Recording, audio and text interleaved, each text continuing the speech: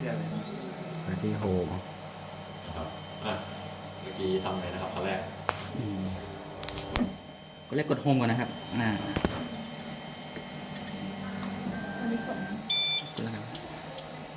เสร็จแล้ว แล้วก็เมนูนะครับ เมื่อกี้ ตรงเมนู เมื่อกี้กดเลยนะ เมนูครับ ย้อนไปทีกดออก เราจะกดให้แกน Z นะครับขึ้นไปแตะใกล้ๆหัวฉีดที่สุดครับ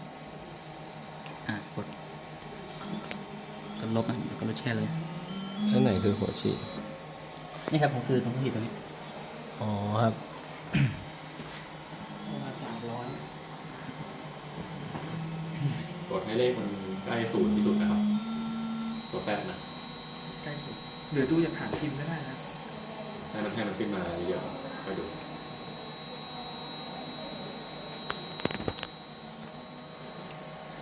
อันนี้อาจจะช้านิดนึงเพราะมันเป็นบนสกรีน